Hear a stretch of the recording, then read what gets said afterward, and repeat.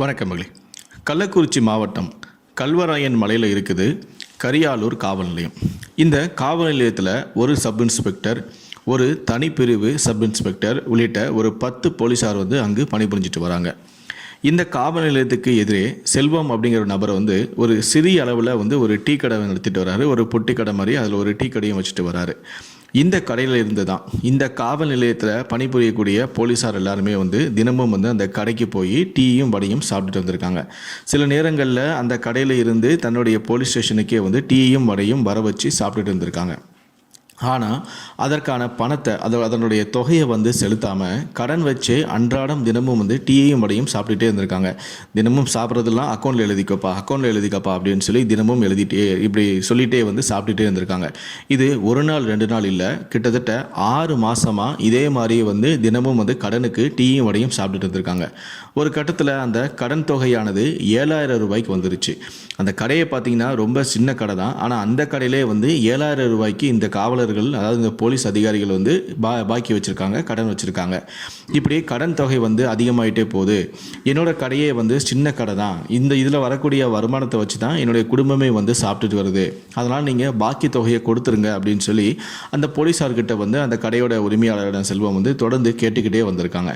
ஆனால் அந்த போலீஸ்காரங்களோ அதை எல்லாமே பொருட்படுத்தாமல் தொடர்ந்து அந்த கடையில் டீயையும் வடையும் சாப்பிட்டுக்கிட்டே வந்திருக்காங்க. அவர் எவ்வளோ தான் கெஞ்சி கேட்டாலும் அந்த கடன் தொகையை அவங்க கொடுக்கவே இல்லை. இந்த நிலையில் தான் யாருமே எதிர்பாராத ஒரு சம்பவம் நடந்திருக்கு.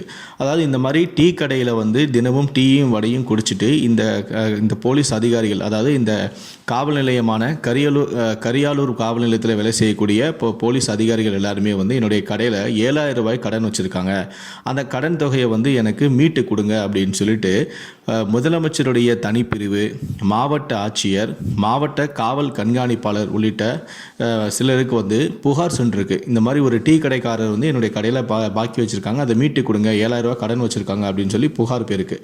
இதை பார்த்து அதிர்ச்சி அடைந்த, அது மட்டும் இல்லை, இது சம்பந்தமான புகாரும் சம்பந்தப்பட்ட கரியாலூர் காவல் நிலையத்துக்கும் போயிருக்கு. இப்படி ஒரு புகார் வந்ததுமே அவங்க எல்லாருமே அதிர்ச்சி அடைஞ்சிட்டாங்க. அது மட்டும் இல்லை, உடனே களத்தில் அதிகாரிகள் இறங்கி அந்த டீ கடை உரிமையாளர்கிட்டையும் விசாரணையும் மேற்கொண்டிருக்காங்க. அப்போது அவர் சொல்லியிருக்காரு, போலீஸாருக்கு எதிராக புகார் கொடுத்துட்டு என்னால் இங்கே கடன் நடத்த முடியுமா? அவங்க கடன் பாக்கி வச்சிருக்கிறது உண்மைதான், ஆனால் நான் யாருக்குமே புகார் அளிக்கலை, அதை பற்றி எனக்கு தெரியாது அப்படின்னு சொல்லிட்டு அந்த கடையோட உரிமையாளர் சொல்லியிருக்காரு. தொடர்ந்து இந்த கடன் பாக்கி விவகாரம் பேப்பர்லேயும் வந்துருச்சு.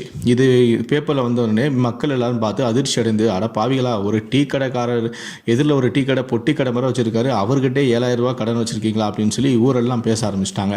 அதே மாதிரி இந்த விவகாரம் மேலிடத்துக்கும் கள்ளக்குறிச்சி காவல் கண்காணிப்பாளருக்கும் தெரிவிக்கப்பட்டிருக்கு.